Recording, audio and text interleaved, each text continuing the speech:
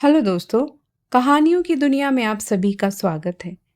दोस्तों, आज से हम एक नए उपन्यास की शुरुआत करने जा रहे हैं, जिसका शीर्षक है निर्मला।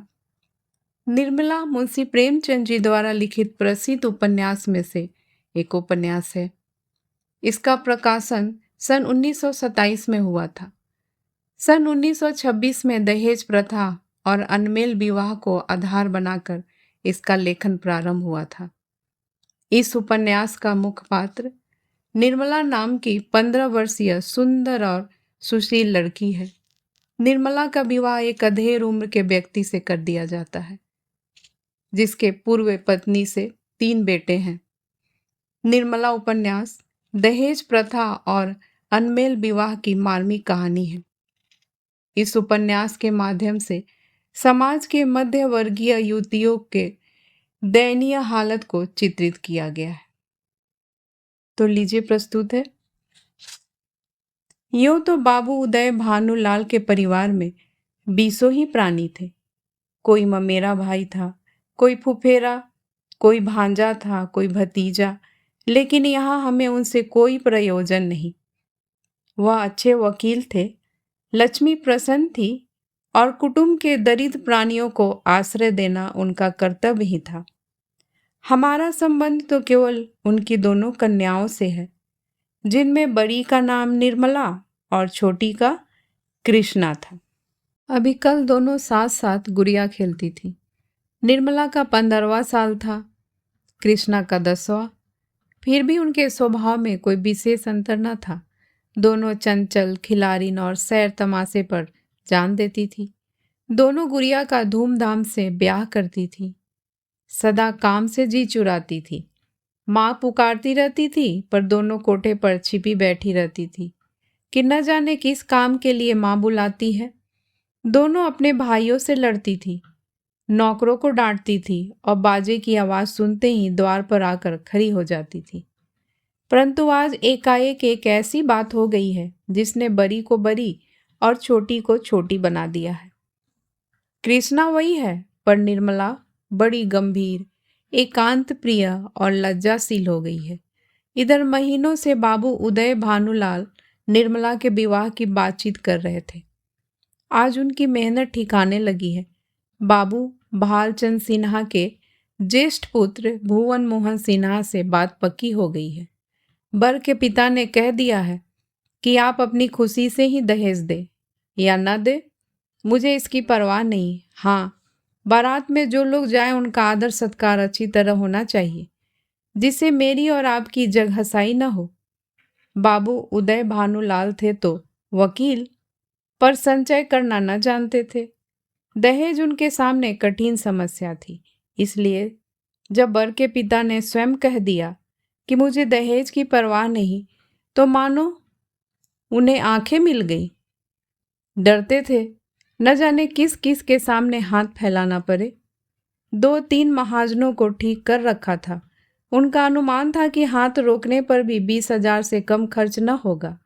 यह आश्वासन पाकर वे खुशी के मारे फूले न समाये। इसकी सूचना ने अज्ञान बालिका को मुंह ढांककर एक कोने में बिठा रखा था। उसके हृदय में एक विचित्र शंका समा गई है। रोम रोम में एक अज्ञात भय का संचार हो गया है। न जाने क्या होगा। उसके मन में वे उमंगें नहीं हैं जो युवतियों की आंखों में तिरछी चितवन बनकर, ओठों पर मधुर स्याह बनकर और अंगों में आलस्य बनकर प्रकट होती है। नहीं, वहाँ अभिलाषाएं नहीं हैं। वहाँ केवल शंकाएं, चिंताएं और भीरू कल्पनाएं हैं। यौवन का अभी तक पूर्ण प्रकाश नहीं हुआ है। कृष्णा कुछ कुछ जानती है, कुछ कुछ नहीं जानती। जानती है बहन को अच्छे अच्छे गहने मिलेंगे, द्वार पर बाजे बजेंगे, मेहमान आएंगे, नाच होगा।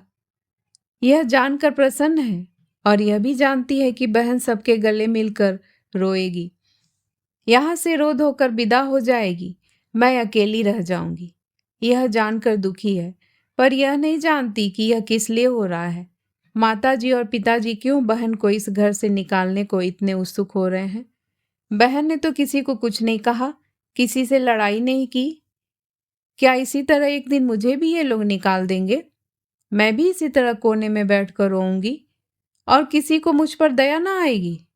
इसलिए वह भयभीत भी है। संध्या का समय था। निर्मला छत पर जाकर अकेली बैठी आकाश की ओर तृप्त नेत्रों से ताक रही थी।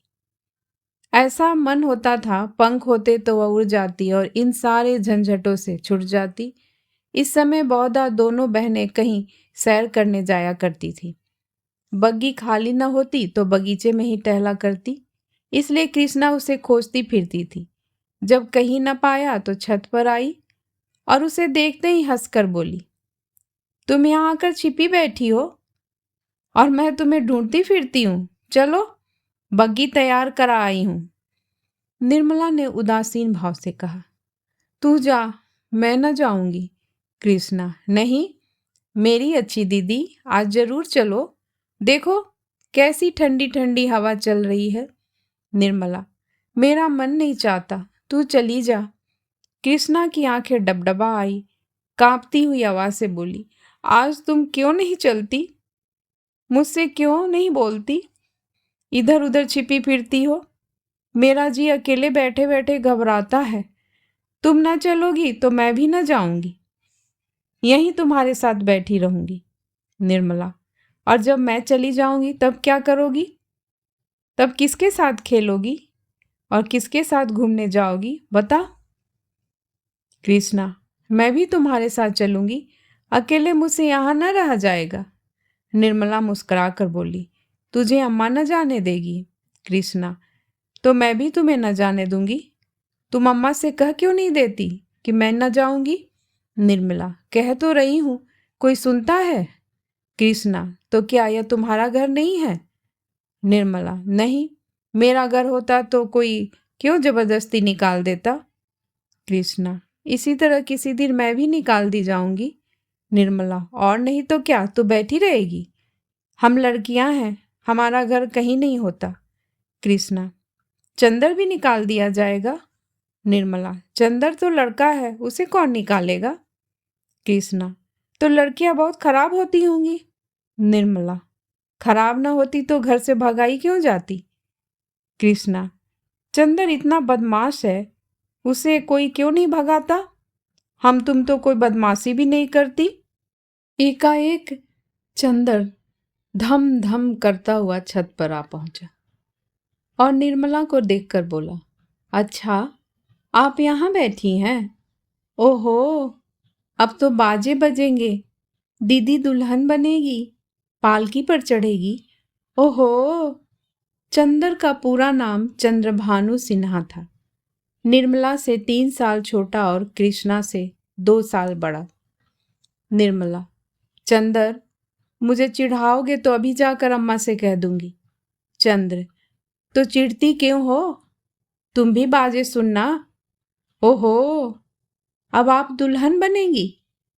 क्यों किसनी, तू बाजे सुनेगी ना? वैसे बाजे तूने कभी ना सुने होंगे। कृष्णा, क्या बैंड से भी अच्छे होंगे? चंद्र, हाँ हाँ, बैंड से भी अच्छे, 1000 गुने अच्छे, लाख गुने अच्छे। तुमने जाने क्या एक बैंड सुन लिया तो समझने लगी कि उससे अच्छे बाजे नहीं होते। बाजे बजाने वाले लाल लाल वर्दियाँ और काली काली टोपियाँ पहने होंगे, ऐसे खूबसूरत मालूम होंगे कि तुमसे क्या कहूँ। आतिशबाजियाँ भी होंगी, हवाइयाँ आसमान में उड़ जाएंगी और वहाँ तारों में लगेंगी तो लाल, पीले, हरे, नीले तारे टूट टूट कर गिरेंगे। बड़ा मजा आएगा। कृष्णा, और क्या क्या होगा चंदन, बता दे मेरे भैया। चंद्र, मेरे साथ घूमने चल तो रास्ते में सारी बातें बता दूं। ऐसे ऐसे तमाशे होंगे कि देखकर तेरी आंखें खुल जाएगी। हवा में उड़ती हुई परियां होंगी, सचमुच की परियां। कृष्णा, अच्छा चलो, लेकिन ना बताओगे तो मारूंगी। चंद्रभानु और कृष्णा चले गए, पर निर्मला अकेली बैठी रह गई। कृष्णा के चले जाने से इस समय उसे बड़ा क्षोभ हुआ। कृष्णा, जिसे वह प्राणों से भी अधिक प्यार करती थी, आज इतनी निष्ठुर हो गई, अकेली छोड़कर चली गई। बात कोई न थी, लेकिन दुखी हृदय दुखती हुई आंख है जिसमें हवा से भी पीड़ा होती है। निर्मला बड़ी देर तक बैठी रोती रही। भाई बहन, माता पिता सभी इसी भांति मुझे भूल जाएंगे। सबकी आंखें फिर जाएगी, फिर शायद इन्हें देखने को भी तरस जाऊं। बाग में फूल खिले हुए थे, मीठी मीठी सुगंध आ रही थी। चैत की शीतल मंद समीर चल रही थी। आकाश में तारे छिटके हुए थे।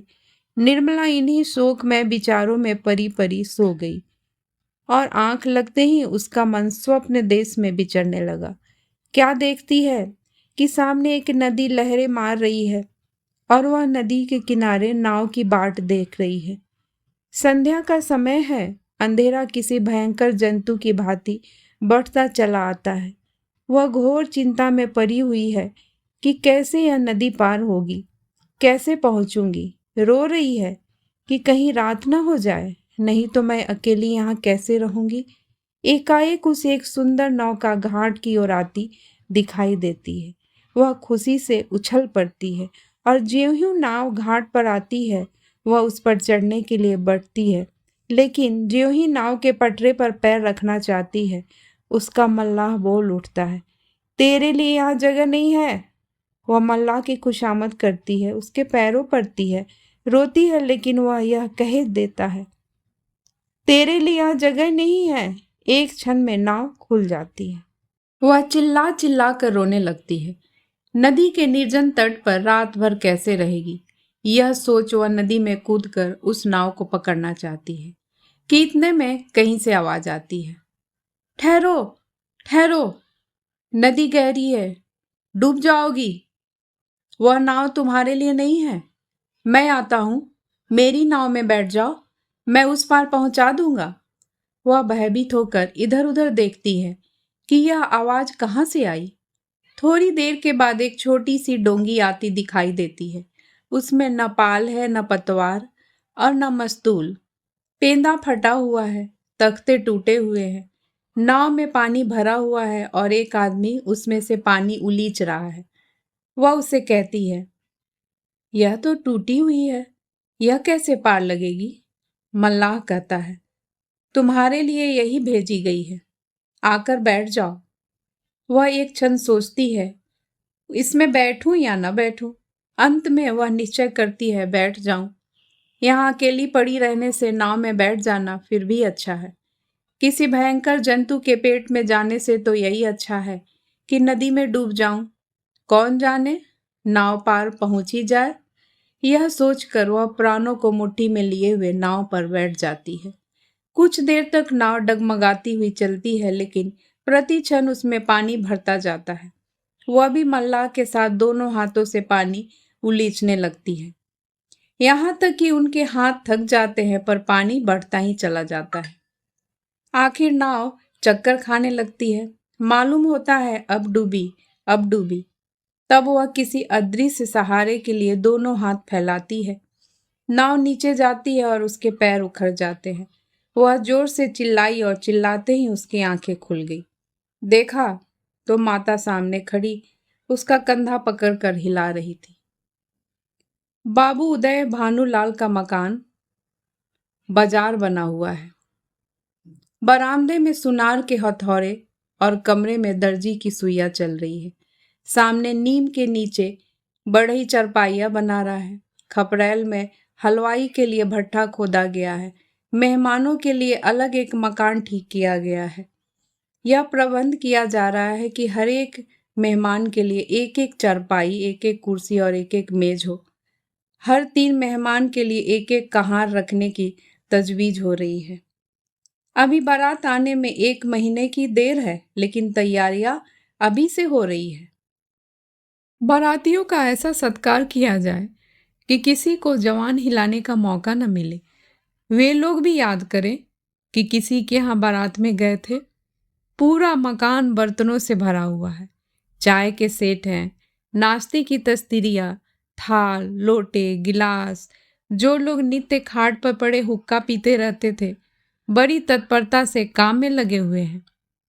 अपनी उपयोगिता सिद्ध करने का ऐसा अच्छा अवसर उन्हें फिर बहुत दिनों के बाद मिलेगा। जहाँ एक आदमी को जाना होता है 5 दौड़ते हैं। काम कम होता है, हुल्लड़ अधिक। जरा जरा सी बात पर घंटों तर्क वितर्क होता है और अंत में वकील साहब को आकर निर्णय करना पड़ता है। एक कहता है यह घी खराब है, दूसरा कहता है इससे अच्छा बाजार में मिल जाए तो टांग की राह से निकल जाऊं। तीसरा कहता है इसमें तो हीक आती है। चौथा कहता है तुम्हारी नाक ही सर गई है, तुम क्या जानो घी किसे कहते हैं। जब से यहाँ आए हो घी मिलने लगा है, नहीं तो घी के दर्शन भी ना होते थे। इस पर तकरार बढ़ जाती है और वकील साहब को झगड़ा चुकाना पड़ता है। रात के 9 बजे थे। उदय भानुलाल अंदर बैठे हुए खर्च का तखमीना लगा रहे थे। वह प्रायः रोज ही तखमीना लगाते थे, पर रोज ही उसमें कुछ न कुछ परिवर्तन और परिवर्ध करना पड़ता था। सामने कल्याणी भौवे सिकोरे हुए खड़ी थी। बाबू साहब ने बड़ी देर के बाद सिर उठाया और बोले, 10,000 से काम नहीं होता, बल्कि शायद और बढ़ जाए। कल्याणी, 10 दिन में 5 से 10,000 हुए, 1 महीने में तो शायद 1 लाख की नौबत आ जाए। उदय भानु, क्या करूं, जगहसाई भी तो अच्छी नहीं लगती। कोई शिकायत हुई तो लोग कहेंगे नाम बड़े दर्शन थोड़े। फिर जब वह मुझसे दहेज 1 पाई नहीं लेते तो मेरा भी कर्तव्य है कि मेहमानों के आदर सत्कार में कोई बात उठा न रखूं। कल्याणी, जब से ब्रह्मा ने सृष्टि रची तब से आज तक कभी बारातियों को कोई प्रसन्न नहीं रख सका। उन्हें दोष निकालने और निंदा करने का कोई ना कोई अवसर मिल ही जाता है। जिसे अपने घर सूखी रोटी भी मयसर नहीं, वो अभी बारात में जाकर तानाशाह बन बैठता है। तेल खूबसूरदार नहीं है, साबुन टके शेर का जाने कहाँ से बटोर लाए, कहाँ बात नहीं सुनते, लालटेनें धुआं देती है, कुर्सियों में खटमल है, चरपाइयाँ ढीली है, जनवासे की जगह हवादार नहीं। ऐसी ऐसी हजारों शिकायतें होती रहती हैं। उन्हें आप कहाँ तक रोकिएगा। अगर यह मौका न मिला तो और कोई ऐब निकाल लिए जाएंगे। भाई यह तेल तो हमारे लगाने लायक नहीं है, हमें तो सादा तेल चाहिए। जनाब ने यह साबुन नहीं भेजा है, अपनी अमीरी की शान दिखाई है, मानो हमने साबुन देखा ही नहीं। ये कहार नहीं, यमदूत है, जब देखिए सिर पर सवार। लालटेनें ऐसी भेजी है कि आंखें चमकने लगती है। अगर 10-5 दिन इस रोशनी में बैठना पड़े तो आंखें फूट जाए। जनवासा क्या है, अभागे का भाग्य है, जिस पर चारों तरफ से झोंके आते रहते हैं। मैं तो फिर भी कहूंगी कि बारातियों के नखरों का बिचारी छोड़ दो। उदय भानु, तो आखिर तुम मुझे क्या करने को कहती हो। कल्याणी, कह तो रही हूं, पक्का इरादा कर लो कि मैं 5,000 से अधिक न खर्च करूंगा। घर में तो टका है नहीं, कर्जी का भरोसा ठहरा, तो इतना कर्ज क्यों ले कि जिंदगी में अदा न हो। आखिर मेरे और भी बच्चे हैं, उनके लिए भी तो कुछ चाहिए। उदय भानु, तो आज मैं मरा जाता हूँ। कल्याणी, जीने मरने का हाल कोई नहीं जानता। कल्याणी, इसमें बिगड़ने की तो कोई बात नहीं, मरना एक दिन सभी को है। कोई यहाँ अमर होकर थोड़े ही आया है। आंखें बंद कर लेने से तो होने वाली बात न टलेगी। रोज आंखों देखती हूँ, बाप का देहांत हो गया है, उनके बच्चे गली गली ठोकरे खाते फिरते हैं। आदमी ऐसा काम ही क्यों करे। उदय भानु ने जल कर कहा, जो अब समझ लूं कि मेरे मरने के दिन निकट आ गए, यही तुम्हारी भविष्यवाणी है। सुहाग से स्त्रियों का जी उबते नहीं सुना था, आज यह नई बात मालूम हुई। कल्याणी, तुमसे दुनिया की कोई भी बात कही जाए तो जहर लुगड़ने लगते हो, इसलिए न कि जानते हो कि इसे कहीं टिकना नहीं, मेरी ही रोटियों पर पड़ी है, या और कुछ। जहां कोई बात कही बस सिर हो गए, मानो मैं घर की लौंडी हूं, मेरा कोई रोटी और कपड़े का नाता है। जितना ही मैं दबती हूं तुम और भी दबाते हो। मुफ्तखोर माल उड़ाए कोई मुंह न खोले, शराब कबाब में रुपए लुटे कोई जवान न हिलाए। वे सारे कांटे मेरे बच्चे ही के लिए तो बोए जा रहे हैं। उदय भानुलाल, तो मैं क्या तुम्हारा गुलाम हूँ? कल्याणी, तो क्या मैं तुम्हारी लौंडी हूँ? उदय भानुलाल, ऐसे मर्द और होंगे जो औरतों के इशारों पर नाचते हैं। कल्याणी, तो ऐसी स्त्रियां भी होंगी जो मर्दों की जूतियां सहा करती हैं। उदय भानुलाल, मैं कमा कर लाता हूँ, जैसे चाहूं खर्च कर सकता हूँ, किसी को बोलने का अधिकार नहीं। कल्याणी, तो आप अपना घर संभालिए, ऐसे घर को मेरा दूर से ही सलाम है। जहां मेरी कोई पूछ नहीं, घर में तुम्हारा जितना अधिकार है उतना ही मेरा भी, इससे जौ भर भी कम नहीं। अगर तुम अपने मन के राजा हो तो मैं भी अपने मन की रानी हूं। तुम्हारा घर तुम्हें मुबारक रहे। मेरे लिए पेट की रोटियों की कमी नहीं है। तुम्हारे बच्चे हैं, मारो या जिलाओ, ना आंखों से देखूंगी ना पीरा होगा। आंखें फूटी पीर गई। उदय भानु, तो क्या तुम समझती हो कि तुम न संभालोगी तो मेरा घर ही न संभलेगा? मैं अकेले ऐसे ऐसे 10 घर संभाल सकता हूं। कल्याणी, कौन? अगर आज के महीने दिन मिट्टी में न मिल जाए तो कहना कोई कहती थी। यह कहते कहते कल्याणी का चेहरा तमतमा उठा। वह झमक कर उठी और कमरे के द्वार की ओर चली।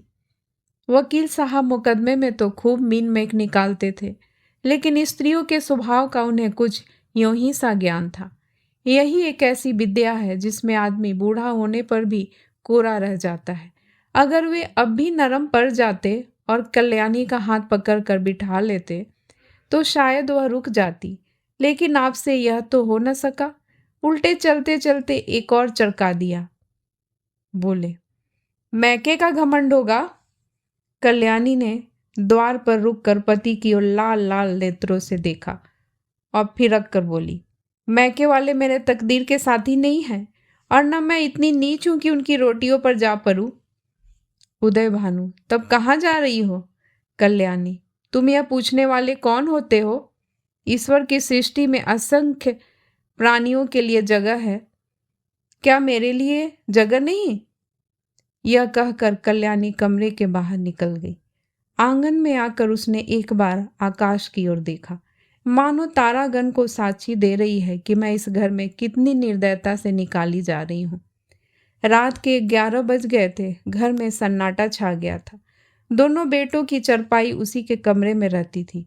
वह अपने कमरे में आई, देखा चंद्रभानु सोया है। सबसे छोटा सूर्यभानु चरपाई पर उठ बैठा है। माता को देखते ही वह बोला, तुम तान गई थी अम्मा? कल्याणी दूरी से खरे खरे बोली, कहीं तो नहीं बेटा, तुम्हारे बाबूजी के पास गई थी। सूर्य, तुम तली दई? मुझे अकेले डर लगता था। तुम क्यों तली दई थी, बताओ? यह कहकर बच्चे ने गोद में चढ़ने के लिए दोनों हाथ फैला दिए। कल्याणी अब अपने को न रोक सकी। मातृ स्नेह के सुधा प्रवाह से उसका संतृप्त हृदय परिपल्लवित हो गया। हृदय के कोमल पौधे जो क्रोध के ताप से मुरझा गए थे फिर हरे हो गए। आंखें सजल हो गई। अपने बच्चे को गोद में उठा लिया और छाती से लगाकर बोली, तुमने पुकार क्यों न लिया बेटा? सूर्य, पुताला तो था, तुम तुनती न थी। बताओ, अब तो कभी न दाओगी? कल्याणी, नहीं भैया, अब नहीं जाऊंगी। यह कहकर कल्याणी सूर्यभानु को लेकर चरपाई पर लेटी। माँ के हृदय से लिपटते ही बालक निशंक होकर सो गया। कल्याणी के मन में संकल्प विकल्प होने लगे। पति की बातें याद आती तो मन होता घर को तिलांजलि देकर चली जाऊं, लेकिन बच्चों का मुंह देखती तो वात्सल्य से चित्त गदगद हो जाता। बच्चों को किस पर छोड़कर जाऊं? मेरे इन लालों को कौन पालेगा? ये किसके होकर रहेंगे? कौन प्रातःकाल इन्हें दूध और हलवा खिलाएगा? कौन इनकी नींद सोएगा? इनकी नींद जागेगा? बेचारी कौरी के 3 हो जाएंगे। नहीं प्यारो, मैं तुम्हें छोड़कर नहीं जाऊंगी। तुम्हारे लिए सब कुछ सह लूंगी। निरादर, अपमान, जली कटी, खोटी खरी, गुड़ की, झीर की, सब तुम्हारे लिए सहूंगी। कल्याणी तो बच्चे को लेकर लेटी, पर बाबू साहब को नींद न आई। उन्हें चोट करने वाली बातें बड़ी मुश्किल से भूलती थी। उफ, यह मिजाज! मानो मैं ही इनकी स्त्री हूं। बात मुंह से निकालना मुश्किल है। अब मैं इनका गुलाम होकर रहूं? घर में अकेली यह रहे और बाकी जितने अपने बेगाने हैं सब निकाल दिए जाएं। जला करती है, मनाती है कि यह किसी तरह मरे तो मैं अकेली आराम करूं। दिल की बात मुंह से निकल ही आती है, चाहे कोई कितना ही छिपाए। कई दिन से देख रहा हूं, ऐसी ही जली कटी सुनाया करती है। मैके का घमंड होगा, लेकिन वहां कोई भी ना पूछेगा। अभी सब आओ भगत करते हैं, जब जाकर सिर पर आएगी तो आटे दाल का भाव मालूम हो जाएगा। रोती हुई जाएगी। वाह रे घमंड, सोचती है मैं ही गृहस्थी चलाती हूँ। अभी 4 दिन को कहीं चला जाऊं तो मालूम हो जाएगा, सारी सेखी किरकिरी हो जाएगी। एक बार इनका घमंड तोड़ ही दूं, जरा वैधव्य का मजा भी चखा दूं। न जाने इनकी हिम्मत कैसे पड़ती है कि मुझे यूं कोसने लगती है। मालूम होता है प्रेम इन्हें छू नहीं गया, या समझती है यह घर में इतना चिमटा हुआ है कि इसे चाहे जितना कोसू टलने का नाम न लेगा। यही बात है, पर यहाँ संसार से चिमटने वाले जीव नहीं है। जहन्नुम में जाए यह घर, जहाँ ऐसे प्राणियों से पाला पड़े। घर है या नरक? आदमी बाहर से थका मंगा आता है तो उसे घर में आराम मिलता है। यहाँ आराम के बदले कोसने सुनने पड़ते हैं। मेरी मृत्यु के लिए व्रत रखे जाते हैं। यह है 25 वर्ष के दाम्पत्य जीवन का अंत। बस चल ही दूं। जब देख लूंगा इनका सारा घमंड धूल में मिल गया और मिजाज ठंडा हो गया तो लौट आऊंगा। 4-5 दिन काफी होंगे। लो, तुम भी याद करोगी किसी से पाला पड़ा था। यही सोचते हुए बाबू साहब उठे, रेशमी चादर गले में डाली, कुछ रुपए लिए, अपना कार्ड निकालकर दूसरे कुर्ते की जेब में रखा, छड़ी उठाई और चुपके से बाहर निकले। सब नौकर नींद में मस्त थे। कुत्ता आहट पाकर चौंक पड़ा और उनके साथ हो लिया। पर यह कौन जानता था कि यह सारी लीला विधि के हाथों रची जा रही है। जीवन रंगशाला का वह निर्दय सूत्रधार किसी अगम गुप्त स्थान पर बैठा हुआ अपनी जटिल क्रूर कीड़ा दिखा रहा है। यह कौन जानता था कि नकल असल होने जा रही है, अभिनय सत्य का रूप ग्रहण करने वाला है। निशा ने इंदु को परास्त करके अपना साम्राज्य स्थापित कर लिया था। उसकी पैशाचिक सेना ने प्रकृति पर आतंक जमा रखा था। सद्वृत्तियां मुंह छिपाए पड़ी थी और कुवृत्तियां विजय गर्व से इठलाती फिरती थी। वन्य में वन्य जंतु शिकार की खोज में विचर रहे थे और नगरों में नर पिशाच गलियों में मंडराते फिरते थे।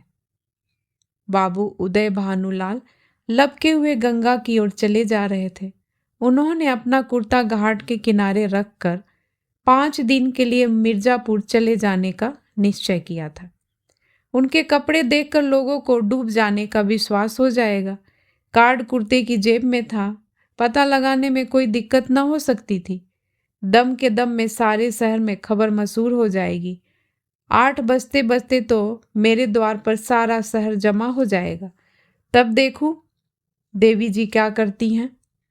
यही सोचते हुए बाबू साहब गलियों में चले जा रहे थे। सहसा उन्हें अपने पीछे किसी दूसरे आदमी के आने की आहट मिली।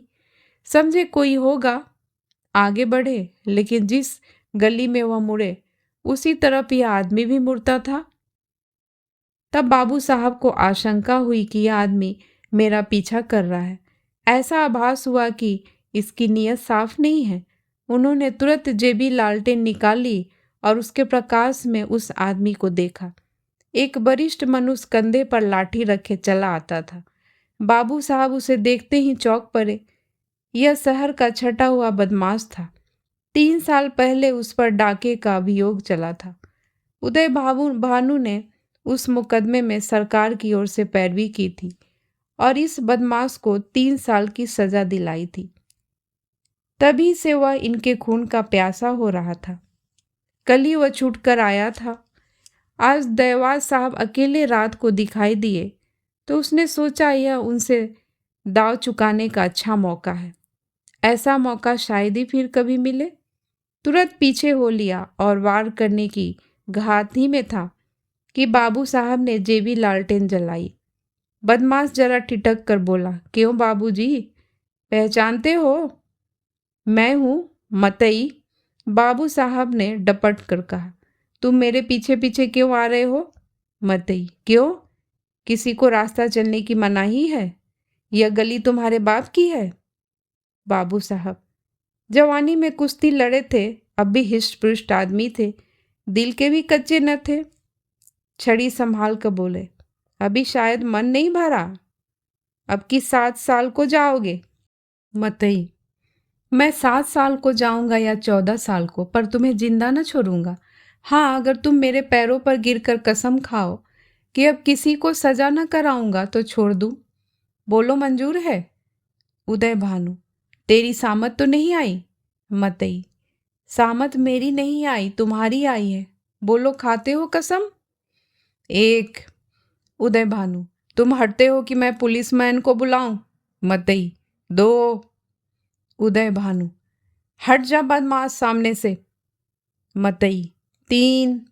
मुंह से 3 शब्द निकलते ही बाबू साहब के सिर पर लाठी का ऐसा तुला हाथ पड़ा कि वह अचेत होकर जमीन पर गिर पड़े। मुंह से केवल इतना ही निकला, हाय। मार डाला। मतई ने समीप आकर देखा तो सिर फट गया था और खून की धार निकल रही थी। नारी का कहीं पता न था। समझ गया कि काम तमाम हो गया। उसने कलाई से सोने की घड़ी खोल ली, कुर्ते से सोने के बटन निकाल लिए, उंगली से अंगूठी उतारी और अपनी राह चला गया, मानो कुछ हुआ ही नहीं। हाँ, इतनी दया की कि लाश रास्ते से घसीट कर किनारे डाल दी। हाय, बेचारे क्या सोच कर चले थे, क्या हो गया? जीवन। तुमसे ज्यादा आसार भी दुनिया में कोई वस्तु है क्या? वह उस दीपक की भांति क्षणभंगुर नहीं, जो हवा के एक झोंके से बुझ जाता है। पानी के एक बुलबुले को देखते हो, लेकिन उसे टूटते भी कुछ देर लगती है। जीवन में उतना सार भी नहीं। सांस का भरोसा ही क्या, और इसी नश्वरता पर हम अभिलाषाओं के कितने विशाल भवन बनाते हैं। नहीं जानते नीचे जाने वाली सांस ऊपर आएगी या नहीं, पर सोचते इतनी दूर की है, मानो हम अमर हैं। विवाह का विलाप और अनाथों का रोना सुनकर हम पाठकों का दिल न दुखाएंगे। जिसके ऊपर पड़ती है वह रोता है, विलाप करता है, पछाड़े खाता है। यह कोई नई बात नहीं। हाँ, अगर आप चाहें तो कल्याणी की उस घोर मानसिक यातना का अनुमान कर सकते हैं जो उसे इस विचार से हो रही थी कि मैं ही अपने प्राणधार की धातिका हूँ। वे वाक्य जो क्रोध के आवेश में उसके असंयत मुख से निकले थे, अब उसके हृदय को बाणों की भांति छेद रहे थे। अगर पति ने उसकी गोद में कराह कराह कर प्राण त्याग दिए होते तो उसे संतोष होता कि मैंने उनके प्रति अपने कर्तव्य का पालन किया। शोकाकुल हृदय को इससे ज्यादा सांत्वना और किसी बात से नहीं होती। उसे इस विचार से कितना संतोष होता कि मेरे स्वामी मुझसे प्रसन्न गए। अंतिम समय तक उनके हृदय में मेरा प्रेम बना रहा। कल्याणी को यह संतोष न था। वह सोचती ही थी, हाय, मेरी 25 बरस की तपस्या निष्फल हो गई। मैं अंत समय अपने प्राणपति के प्रेम से वंचित हो गई। अगर मैंने उन्हें ऐसे कठोर शब्द न कहे होते तो वह कदापि रात को घर से न जाते। न जाने उनके मन में क्या क्या विचार आए हों। उनके मनोभावों की कल्पना करके अपने अपराध को बढ़ा बढ़ा कर वह 8 पहर कूटती रहती थी। जिन बच्चों पर वह प्राण देती थी अब उनकी सूरत से चिढ़ती। इन्हीं के कारण मुझे अपने स्वामी से रार मोल लेना पड़ा। यही मेरे शत्रु हैं। जहां 8 पहर कचहरी सी लगी रहती थी वहां अब खाक उड़ती है। वह मेला ही उठ गया। जब खिलाने वाला ही न रहा तो खाने वाला कैसे पड़े रहते। धीरे धीरे 1 महीने के अंदर सभी भांजे भतीजे विदा हो गए। जिनका दावा था कि हम पानी की जगह खून बहाने वालों में से हैं, वे ऐसा सरपट भागे कि पीछे फिरकर भी न देखा। दुनिया ही दूसरी हो गई। जिन बच्चों को देखकर प्यार करने को जी चाहता था उनके चेहरे पर अब मक्खियां भिनभिनाती थी। न जाने वह कांति कहाँ चली गई। शोक का आवेग कम हुआ तो निर्मला के विवाह की समस्या उपस्थित हुई। कुछ लोगों की सलाह हुई कि विवाह इस साल रोक दिया जाए, लेकिन कल्याणी ने कहा इतनी तैयारियों के बाद विवाह को रोक देने से सब किया धरा मिट्टी में मिल जाएगा और दूसरे साल फिर यही तैयारियां करनी पड़ेगी जिसकी कोई आशा नहीं। विवाह कर ही देना अच्छा है, कुछ लेना देना तो है ही नहीं। बारातियों के सेवा सत्कार का काफी सामान हो चुका है, विलंब करने में हानि ही हानि है।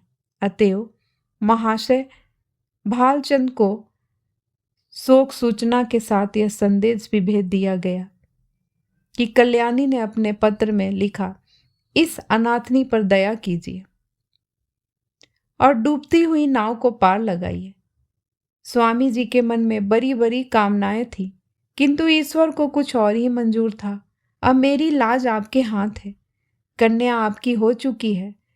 मैं लोगों के सेवा सत्कार करने का अपना सौभाग्य समझती हूँ, लेकिन यदि इसमें कुछ कमी हो, कुछ त्रुटि हो, तो मेरी दशा का विचार करके क्षमा कीजिएगा। मुझे विश्वास है कि आप इस अनाथनी की निंदा न होने देंगे। आदि। कल्याणी ने यह पत्र डाक से न भेजा, बल्कि पुरोहित से कहा, आपको कष्ट तो होगा, पर आप स्वयं जाकर यह पत्र दीजिए और मेरी ओर से बहुत विनय के साथ कहिएगा कि जितने कम आदमी आए उतना ही अच्छा। यहाँ कोई प्रबंध करने वाला नहीं है। पुरोहित मोटेराम यह संदेश लेकर तीसरे दिन लखनऊ जा पहुंचा। शेष कहानी अगले भाग में। तब तक के लिए नमस्कार।